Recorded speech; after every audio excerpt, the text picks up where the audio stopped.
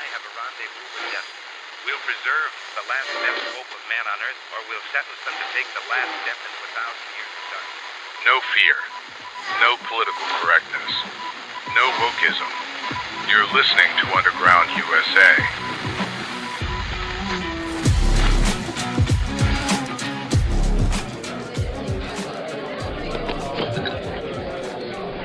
Let's take a sec and talk about something that's kind of important. Marxism, at its core, is antithetical to freedom and individual liberty.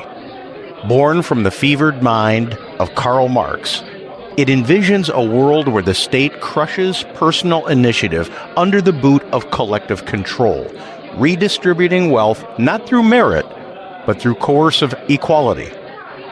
History screams its failures.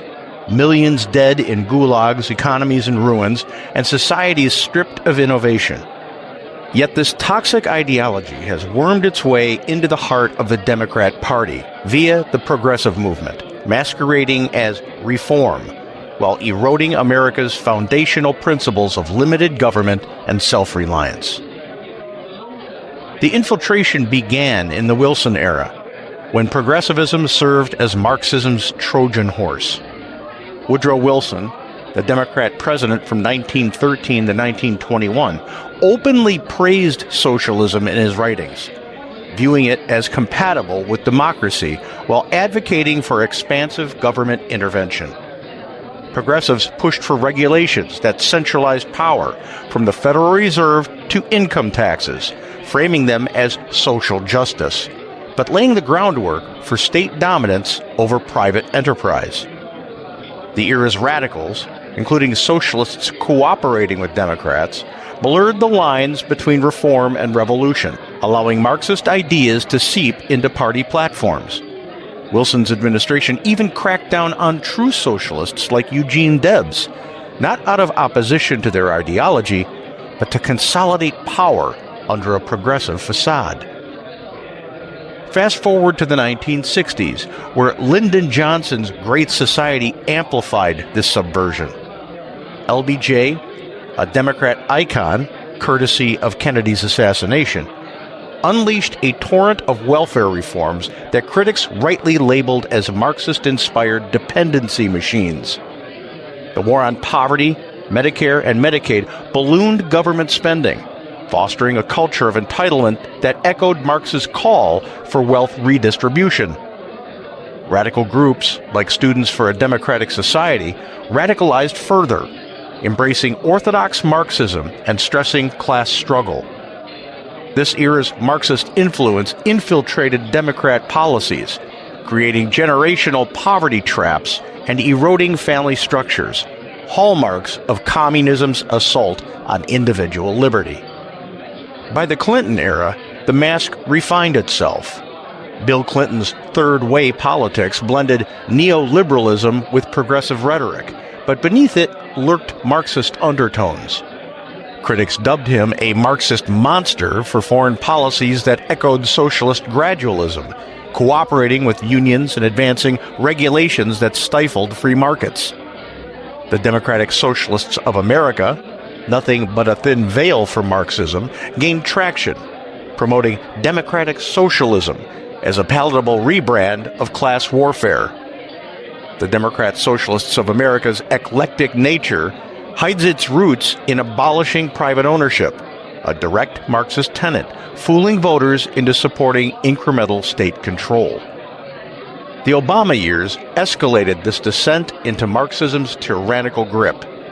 Barack Obama, with ties to communist mentors and Marxist literature, implemented policies like Obamacare that centralized health care, mirroring socialist command economies. His slogan, "Forward," echoed European Marxist radicals, signaling a march towards collectivism. Regulations exploded. Businesses were vilified as oppressors, and cultural Marxism infiltrated education and media, dividing Americans along identity lines to distract from economic subjugation. Under Biden, the infiltration reached a fever pitch. His administration's Bidenomics pushed socialist wish lists, massive spending on green agendas, debt forgiveness, and equity programs that punish success. Critics decried it as a stealth socialism, with policies like vaccine mandates abroad echoing Marxist racial theories. The harm is evident. Inflation soared, borders eroded, and dependency deepened, all under progressive guises. This is all culminated in the 2025 New York City mayoral race, where Democratic Socialists of America endorsed Zohran Mamdani, a self-proclaimed democratic socialist, i.e. Marxist, shockingly exists as a frontrunner. Mamdani's campaign, centered on affordability through government intervention, exemplifies how Marxism hides behind working-class rhetoric, threatening New York's economy with rent controls and wealth taxes that stifle liberty. The destruction from this Marxist creep is profound. Culturally, it has fostered division, with oppressor versus oppressed narratives leading to societal breakdown and minimized personal responsibility. Economically, welfare states like LBJ's have trapped millions in poverty, ballooning national debt to $38.08 trillion and eroding innovation. In San Francisco, progressive justice experiments, Marxist in essence, resulted in rampant crime and homelessness, a microcosm of failed state control. Globally, U.S. weakness under Democrat regimes invited aggression from Vietnam to Afghanistan, harming national security and prestige. Opponents argue Democrats aren't truly Marxist, citing Biden's denials or Clinton's centralism. The Democrats' Marxist progressive actions betray words. Their policies consistently expand state power, aligning with Marx's vision. It's time to reject Marxism in all forms, at every level. Recognize the counter-revolution that is underway today. The Trump administration's war against the deep state, dismantling bureaucratic overreach and restoring limited government. Trump's executive orders slash regulations, expose Marxist infiltrators, and champion free markets, pulling America back toward true liberty. In the 21st century, this fight isn't optional. It's essential to preserve the Republic.